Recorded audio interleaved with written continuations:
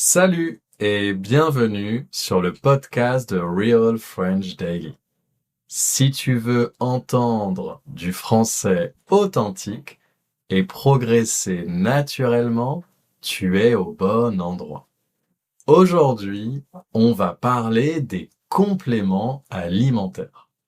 Fatigue, stress, sommeil difficile, digestion. Pour chaque problème du quotidien, il semble exister une gélule, une poudre ou un petit bonbon coloré. Mais ces produits sont-ils vraiment nécessaires? Pourquoi les Français en consomment-ils autant? Et surtout, sont-ils toujours sans danger? Allez, c'est parti. Imagine la scène. Tu entres dans une pharmacie parce que tu te sens un peu fatigué. Devant toi, des dizaines de boîtes promettent de renforcer tes défenses naturelles, d'améliorer ton sommeil ou de réduire ton stress. Tu hésites entre le magnésium, la vitamine C, le collagène et les probiotiques. Finalement, tu étais venu chercher un seul produit et tu ressors presque avec un menu complet. Cette situation est loin d'être exceptionnelle.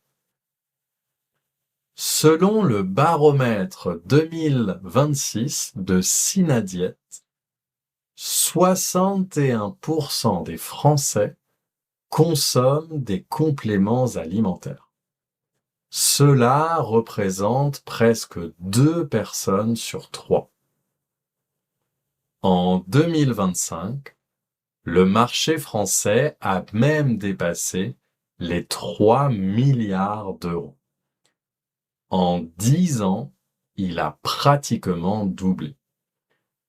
Mais qu'est-ce qu'un complément alimentaire exactement?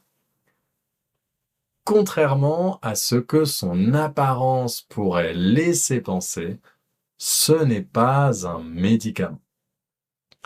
Il s'agit d'un produit qui contient des vitamines, des minéraux, des plantes ou d'autres substances concentrées. Il peut prendre la forme de comprimés, de gélules, de poudres ou de gummies, ces petits bonbons à mâcher devenus très populaires. Le mot important dans l'expression complément alimentaire, c'est le mot complément. Ces produits sont censés compléter une alimentation normale. Ils ne doivent pas remplacer une alimentation variée ni un traitement médical. Mais alors, pourquoi sont-ils autant consommés? Les principales raisons sont assez faciles à comprendre. Certains veulent renforcer leur défense naturelle, d'autres souhaitent retrouver de l'énergie, mieux dormir, réduire leur stress ou améliorer leur digestion. On dort mal, on se sent fatigué, on manque parfois de temps pour cuisiner correctement, et dans ces moments-là, prendre une gélule semble beaucoup plus simple que de changer complètement son mode de vie. Le marketing joue également un rôle important.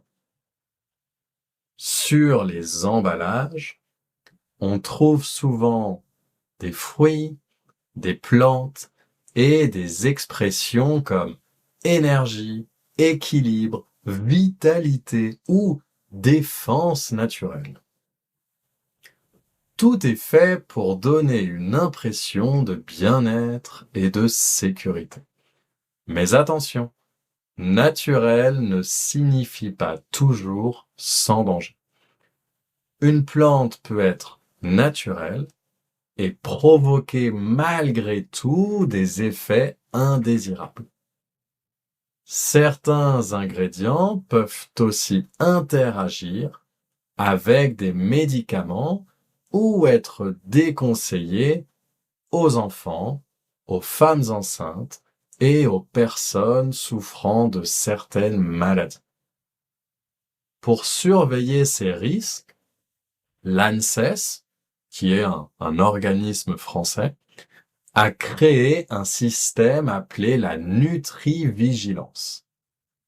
Depuis 2009, plus de 5000 problèmes potentiellement liés à ces produits ont été déclarés. Les effets peuvent être relativement légers, comme des maux de ventre, des démangeaisons ou des maux de tête. Mais certaines réactions peuvent être beaucoup plus sérieuses. En avril 2025, la France a par exemple suspendu les compléments contenant une plante appelée Garcinia cambogia. Cette plante était surtout utilisée dans des produits destinés à perdre du poids. La décision a été prise après plusieurs signalements d'effets graves, notamment au niveau du foie, du cœur et du système digestif. Cela ne signifie pas que tous les compléments alimentaires sont dangereux. Cela signifie simplement qu'ils ne sont pas anodins. Il faut aussi faire attention lorsqu'on mange plusieurs produits, lorsqu'on mélange plusieurs produits. Une personne peut prendre un complément pour dormir, un autre pour retrouver de l'énergie et un troisième pour ses cheveux. Mais plusieurs produits peuvent contenir les mêmes vitamines ou les mêmes minéraux. Et sans s'en rendre compte, on peut donc dépasser les doses recommandées. Les achats sur Internet demandent également de la vigilance. Certains sites étrangers proposent des produits contenant des substances interdites en France.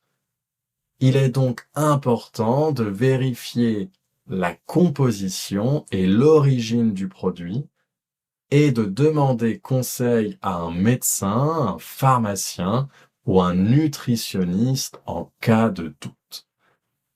Alors, les compléments alimentaires sont-ils utiles ou simplement très bien vendus? La réponse dépend probablement de la situation. Lorsqu'une personne souffre d'une carence ou traverse une période particulière, certains compléments peuvent être utiles, surtout lorsqu'ils sont recommandés par un professionnel de santé. Mais ils ne représentent pas une solution magique. Une gélule ne peut pas toujours compenser un manque de sommeil, une alimentation déséquilibrée, un stress permanent ou une absence d'activité physique. Finalement, les compléments alimentaires montrent surtout à quel point on cherche aujourd'hui des solutions rapides pour prendre soin de sa santé. Ils peuvent apporter une aide dans certaines situations, mais leur consommation doit rester réfléchie. Avant de remplir son placard de vitamines, de poudre et de gummies, il vaut donc mieux se poser une question très simple. Est-ce que j'en ai réellement besoin? Et toi, as-tu déjà consommé des compléments alimentaires? Est-ce un professionnel de santé qui te les a conseillés ou as-tu choisi le produit toi-même?